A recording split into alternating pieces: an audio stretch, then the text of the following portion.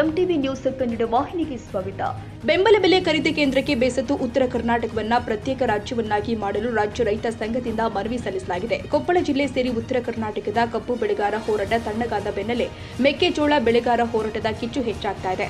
ಮೆಕ್ಕೆಜೋಳದ ಬೆಲೆ ದಿನದಿಂದ ದಿನಕ್ಕೆ ಬೆಲೆ ಇಳಿಕೆಯಿಂದ ಈ ವರ್ಷ ರೈತರು ಬೇಸತ್ತು ಹೋಗಿದ್ದಾರೆ. ರಾಜ್ಯದ ರೈತರು 15 ದಿನಗಟ್ಟಲೆ ಹೊಲ ಮನೆ ಕೆಲಸವನ್ನ ಬಿಟ್ಟು ರೈತರು ಬೆಳೆದ ಪ್ರತಿಯೊಂದು ಬೆಳೆಗಳಿಗೆ ಬೆಂಬಲ ಬೆಲೆ ಖರೀದಿ ಕೇಂದ್ರಕ್ಕಾಗಿ ರೈತರು ಬೀದಿಗಿಳಿದು ಅಹೋರಾತ್ರಿ ಹೋರಾಟ ಮಾಡಿ ಬೆಂಬಲ ಬೆಲೆ ಖರೀದಿ ಕೇಂದ್ರ ಪಡೆದುಕೊಳ್ಳುವಂತಹ ಪರಿಸ್ಥಿತಿ ಬಂದಿದೆ.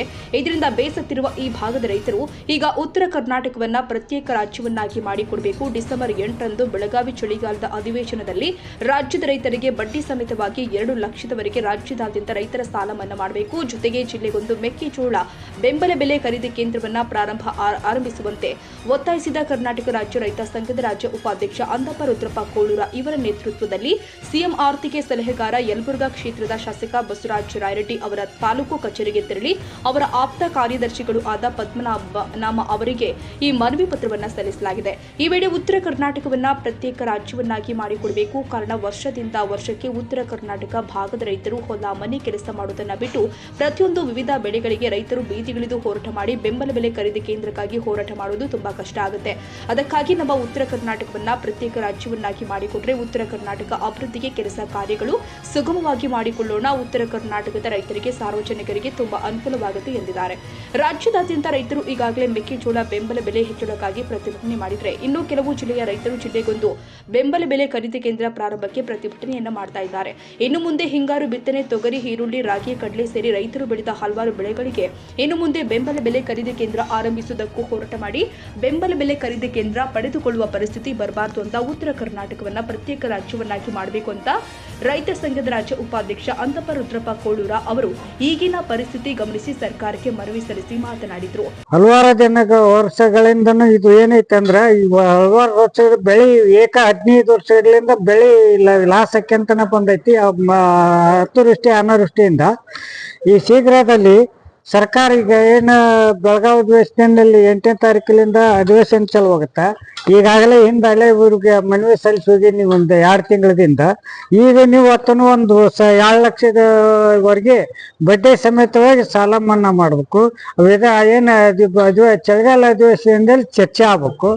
ಈಗ ಇನ್ನೊಂದು ಪ್ರತ್ಯೇಕ ನಮಗೆ ಬೇಸತ್ತು ಈಗೆಲ್ಲ ಎಲ್ಲದಕ್ಕೂ ಈ ಸರ್ಕಾರ ಎಲ್ಲದಕ್ಕೂ ಬೆಳೆ ಒಂದು ಬೆಂಬಲ ಬೆಲೆ ಕೇಳ್ಬೇಕಾದ್ರೆ ಪ್ರತಿಯೊಂದಕ್ಕೂ ನಾವು ಏನಾಗತ್ತಂದ್ರೆ ಒಂದು ಹೋರಾಟ ಮಾಡ್ಬೇಕಂತ ಪರಿಸ್ಥಿತಿ ನಿರ್ಮಾಣ ಆಗೈತಿ. ಕೂಡಲೇ ಅದೇನೈತಿ ಎಲ್ಲಾ ಬೆಳೆಗೂ ಇವತ್ತು ಬೆಂಬಲ ಬೆಲೆ ಸೂಚಿಸಂತ ಅವರ ಸರ್ಕಾರ ಒಂದು ಬೆಲೆನ ನಿಗದಿ ಮಾಡಂತ ವ್ಯವಸ್ಥೆ ರಾಜ್ಯ ಸರ್ಕಾರ ಮಾಡ್ಬೇಕದನ್ನ. ಈಗೆಲ್ಲವಕ್ಕೂ ಪ್ರತಿಯೊಂದಕ್ಕೂ ಮಾಡೋದಾಗಲಿ. ಈ ಸದ್ಯಕ್ಕೆ ಮೆಕ್ಕೆಜೋಳಕ್ಕ ಕಬ್ಬಿನ ಹೋರಾಟಗಾರ ಬೆಲೆ ನಿಗದಿ ಮಾಡ್ರಿ ಅಂತೇಳಿ ತಿಂಗಳಗಟ್ಲೆ ಹೋರಾಟ ಮಾಡಿದ್ರು. ಮತ್ತೆ ಮೆಕ್ಕೆಜೋಳದ ಬೆಂಬಲ ಬೆಲೆ ಮಾಡ್ರಿ ಅಂತ ಅವರು ಹೋರಾಟ ಐತಿ. ಈಗ ಆಮೇಲೆ ಕೇಂದ್ರ ಸರ್ಕಾರ ಮೇಲೆ ರಾಜ್ಯ ಸರ್ಕಾರ ಮೇಲೆ ಕೇಂದ್ರ ಸರ್ಕಾರ ಒಬ್ರಿಗೊಬ್ರು ಸುಳ್ಳು ಹೇಳಿಕೆ ಅಂತ ರೈತರನ್ನ ಬೀದಿಗಿಳಿಸೋಂತ ವ್ಯವಸ್ಥೆ ಆಗತ್ತೈತಿ. ರೈತರನ್ನ ಬೀದಿಗಿಳಿಸೋದಕ್ಕಿಂತ ಪೂರ್ವದಲ್ಲಿ ಈ ನಮಗೇನೈತಿ ಎಲ್ಲ ಬೆಲೆಗೆ ಬೆಂಬಲ ಬೆಲೆ ಕೊಡ್ಬೇಕು. ಏನೈತಿ ಹೆಚ್ಚಿಗೆ ಇವತ್ತೇನು ಕೇಂದ್ರ ಸರ್ಕಾರ ನಿಗದಿ ಮಾಡಿರ್ತೈತಿ ಅದಕ್ಕಿಂತ ಹೆಚ್ಚಿಗೆ ಕೈಲಿ ಹಾಕಿ 3,000 ರೂಪಾಯಿ ಬೆಲೆ ಅಂತ ನಿಗದಿ ಮಾಡಿ ಜಿಲ್ಲಾದ್ಯಂತ ತಗೋಬೇಕು. ಯಾಕಂದ್ರೆ ಈಗ 5 ಕೇಂದ್ರ ರಾಜ್ಯದಾಗ 5 ಕೇಂದ್ರ ಮಾಡಿದ್ರೆ ಕೊಪ್ಪಳದಾಗ ಈಗೇನಂತ ಕೊಪ್ಪಳ, ರಾಯಚೂರು ತೊಗೊಂಡು ಧಾರವಾಡಕ್ಕೆ ಮಾಲ್ ಮೆಕ್ಕೆಜೋಳ ಬೇಕಾದ್ರೆ ಕಷ್ಟ ಐತಿ. ನಮ್ಮ ಜಿಲ್ಲೆಗೆ ಒಂದು ಹೋಬಳಿ ಕೇಂದ್ರದೊಳಗೆ ತಾಲೂಕು ಲೆವೆಲ್ ಆದ್ರ ಒಂದ್ ಮಾಡಿದ್ರ ಆ ಕಾಳಲ್ಲಿ ಮೆಕ್ಕೆಜೋಳ ಹಾಕಕ್ ಅನುಕೂಲ ಆಗತ್ತಂತೇಳಿ ಈಗ ನಮ್ಗೇನೈತಿ ನಮ್ದು ರಾಜ್ಯ ಇವ್ರು ಏನು ನಮ್ಮ ರಾಯರೆಡ್ಡಿ ಆರ್ಥಿಕ ಸಲಹೆಗಾರ ಆದ್ರೆ ಅವ್ರು ಸರ್ಕಾರಿ PNR ಏನಾದ್ರು ತಮ್ಮ ಹೆಸರು ಪದ್ಮನಾಭ ಅವ್ರಿಗೆ ಇವತ್ತು ಮನವಿ ಸಲ್ಲಿಸಕತ್ತೀವಿ. ಯಾವಾಗ ಮನವಿನ ಸ್ವೀಕಾರ ಮಾಡ್ಬೇಕು.